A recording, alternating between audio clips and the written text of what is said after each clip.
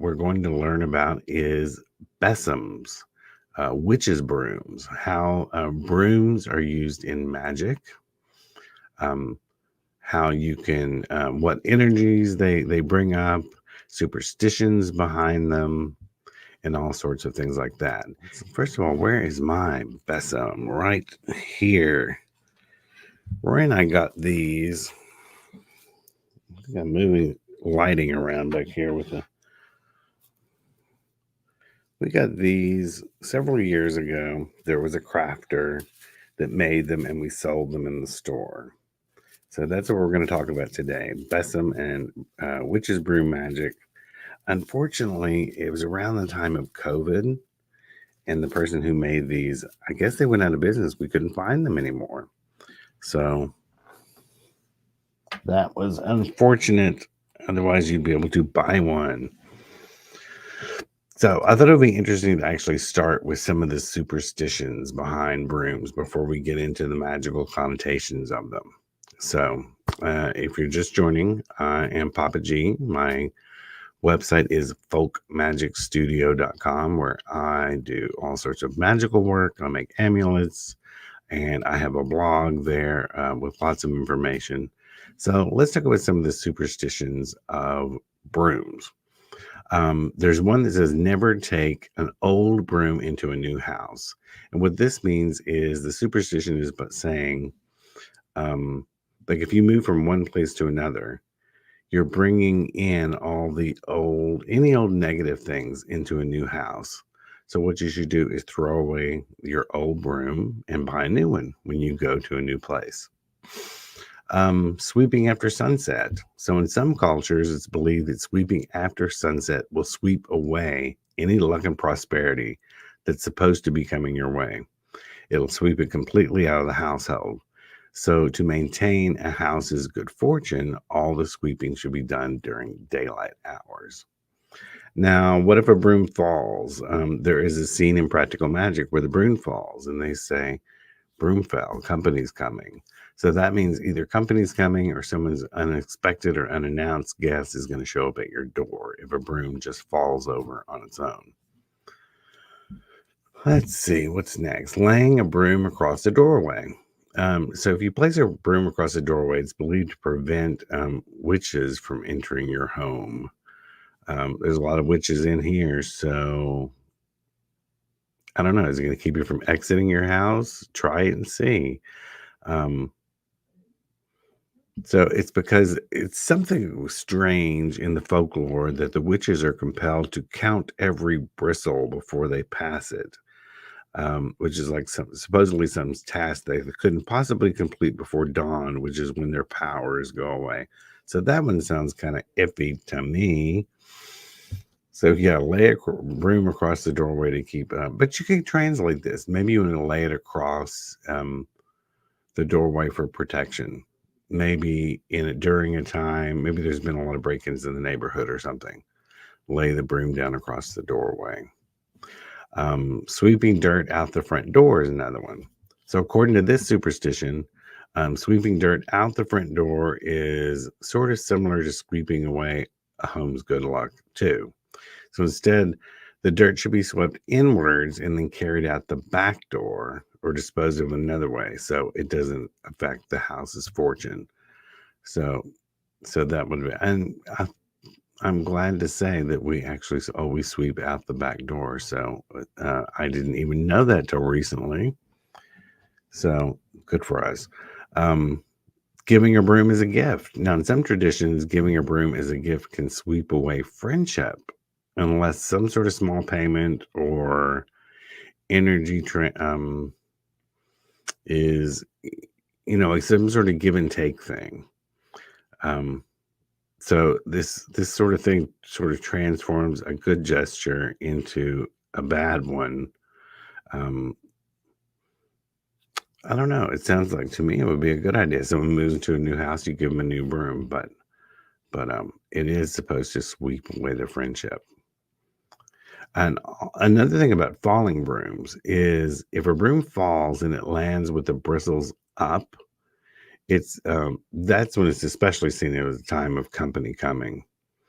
And the direction and the manner of the fall could predict sort of the nature of the visit or the visitor. Um, Bristles up. That would be when you have brooms that actually have a sort of a bend in them.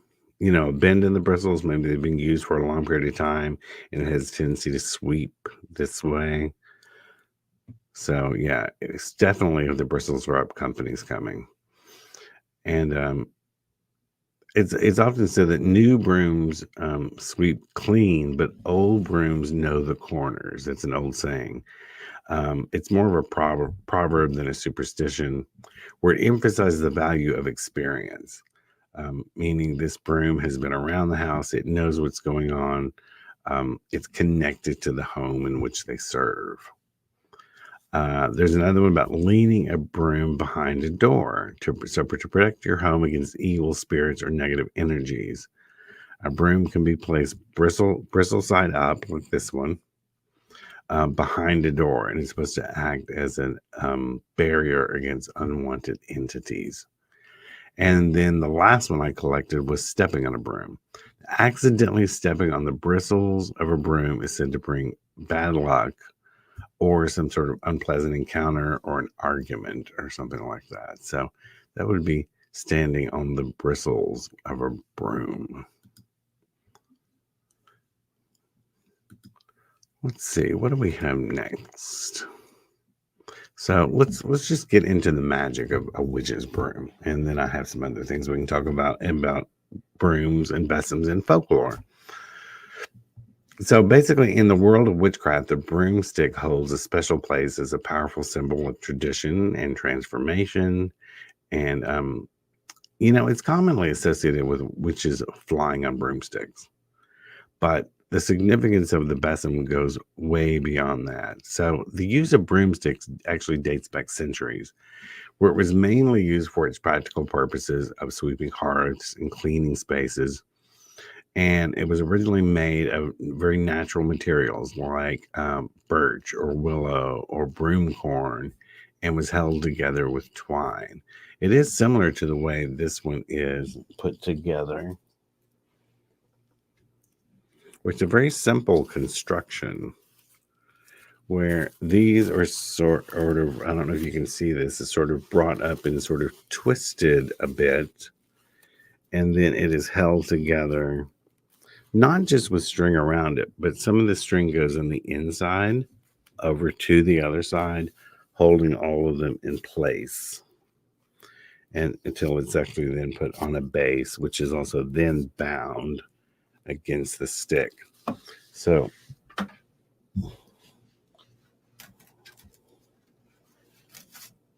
stay.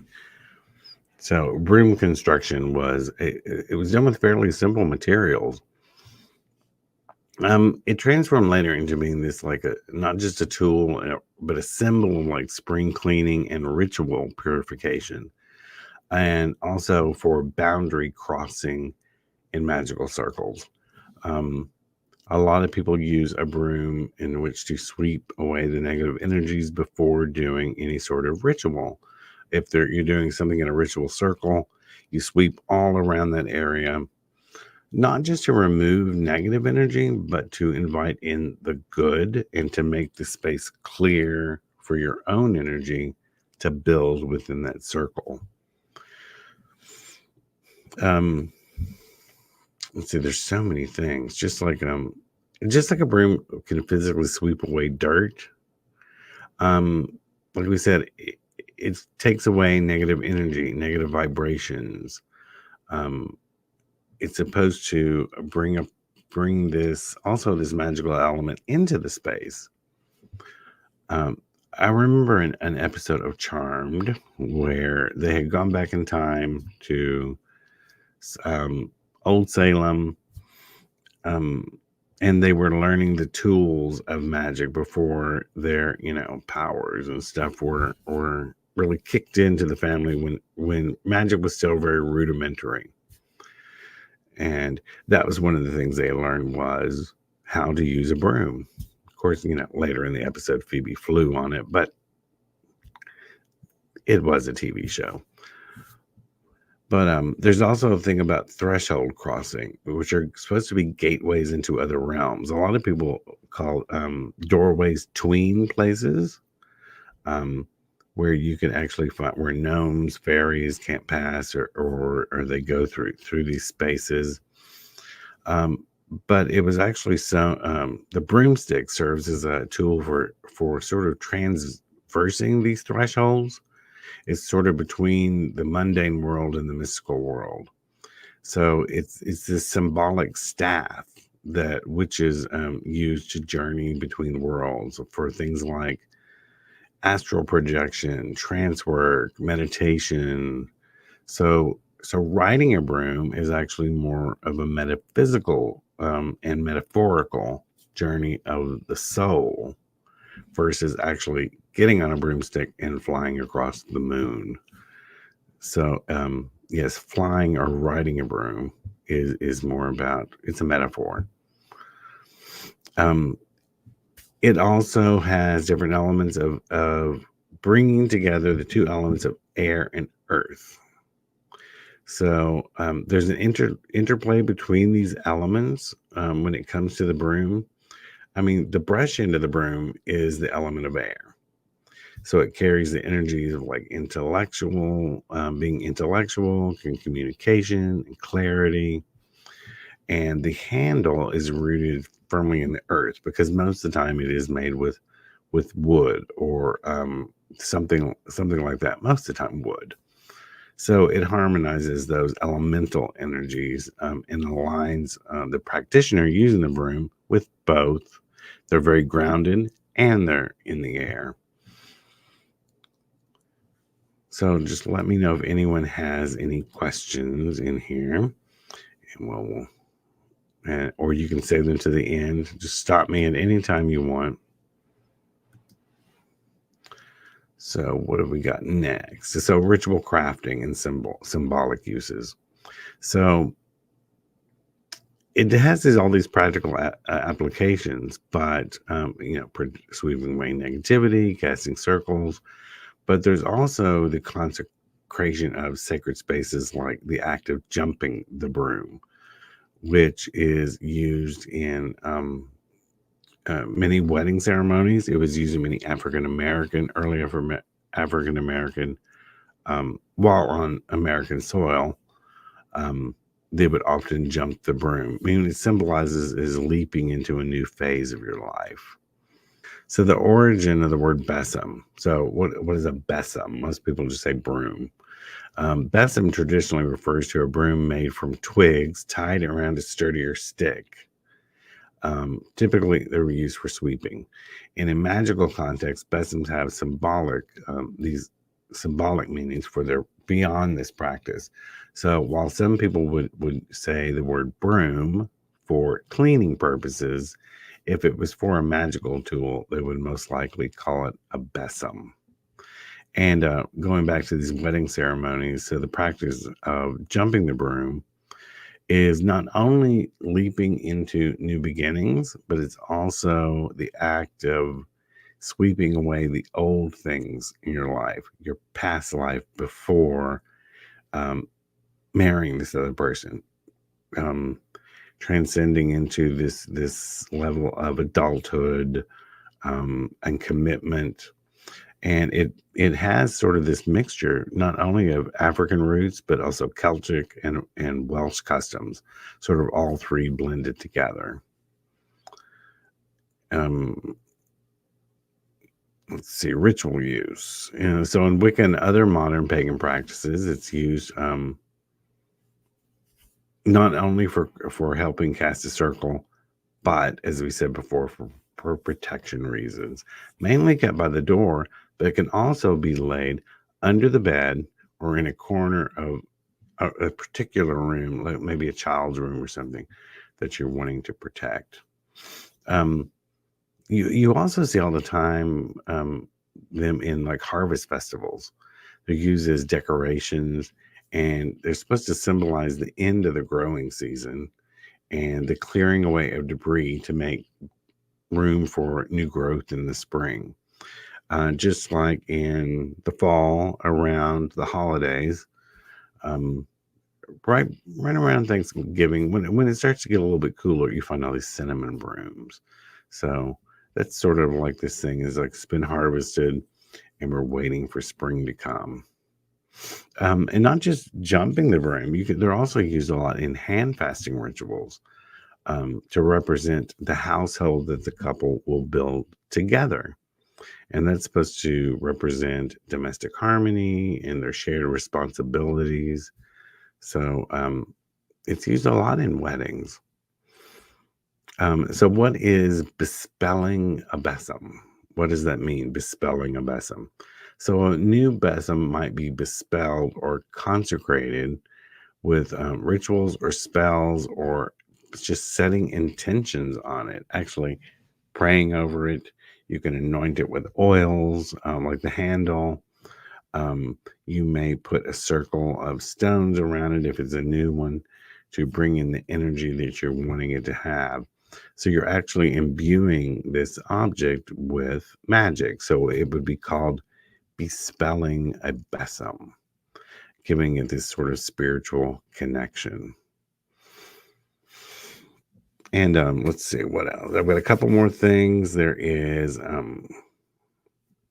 folk medicine.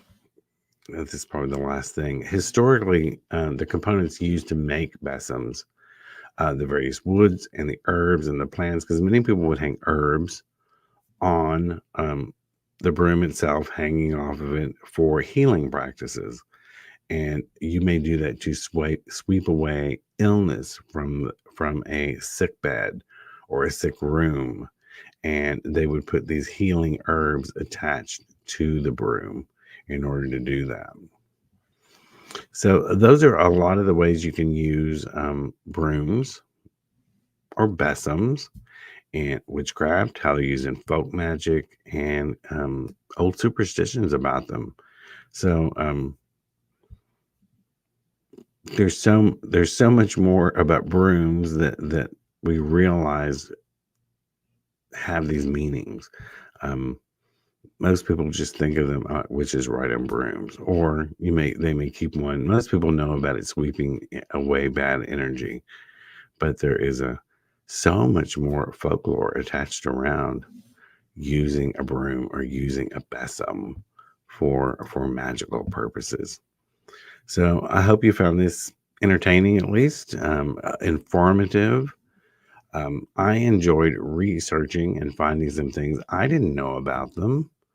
Um, so I will definitely keep up the act of only sweeping out the dirt through the back door, not the front, because you want to keep on getting the good luck in your house.